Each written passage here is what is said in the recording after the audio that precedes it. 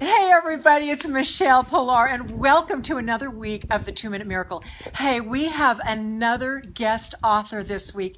I am so excited because Eric Mataxas, let me turn his book around.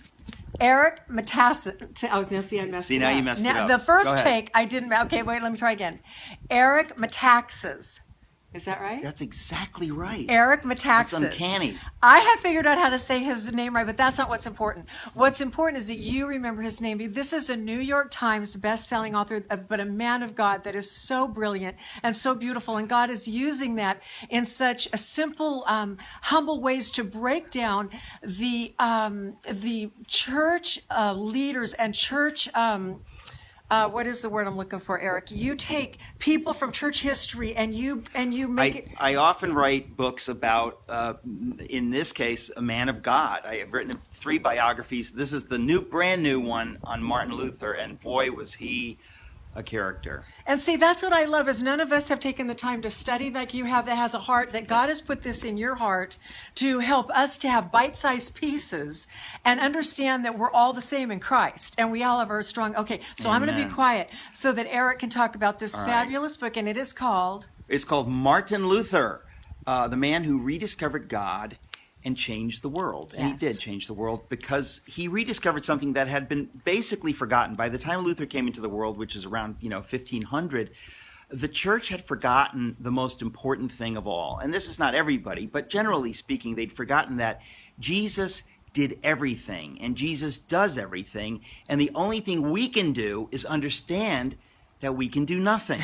And that when we know that we can do nothing to add to his righteousness, then we can accept what he did as a gift and we can live in peace and joy. And Luther tried the way he discovered this is the wrong way, right? He tried to be perfect. He tried to be morally so perfect that he could achieve heaven on his own. And that's what he thought a monk is supposed to do. He became a monk and he prayed harder and he fasted harder and he confessed everything and then he confessed it again and again and again. And he drove everybody absolutely crazy, but he drove himself crazy. And he understood that this God that I am supposed to love, I hate him. He's a judge. He is watching every sin. He's making me miserable.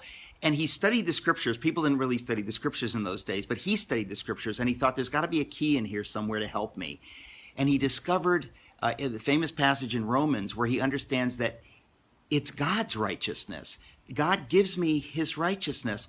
And I have discovered gold. I've discovered the secret at the heart of the universe, and nobody knows it anymore. And so he spent his whole life trying to bring this to the church and then to anyone who would listen, because he understood that if we try on ourselves to reach heaven, we will never begin to get there. But if we understand that Jesus came down from heaven to reach us, that's what we need. And he had a lifelong struggle with depression and things. So he lived this. This wasn't just a theological thing. This was something that when he discovered it, he lived it. And so basically, for him to rediscover this and bring this into the world, it's exactly 500 years ago. That's why I wrote the book, 500 years, that this is basically, this idea entered history. The Protestant church came into existence. And all of us, when we read the scriptures and when you understand the grace of Jesus and all this kind of stuff, it all started in a way right here. And it's the most important thing in the world. You can do nothing, not even pray hard. Think about that. Don't even strive in prayer. Just live in his peace and receive his love and his gift. That's what he asks of us. That's right. And sometimes that's harder for us to do than to do something, but that's exactly what he wants us to do. That's it. That is so beautiful, and it's so against human nature. We want to have a set of rules where we can do such and such and such and such, and then be something. Right. But you know what? If we did that, we wouldn't have to depend on God for anything. We would just follow the rules, and it would be a relationship based that's in compartments. And instead, God asks us to die to ourselves and to trust Him in all we do. So, what a beautiful thing! Thank you for being with us today. You'll be with us tomorrow privilege. again. Yes, I will. It's an honor to have Eric with us, and we'll see you tomorrow on the 2-Minute Miracle. Bye-bye.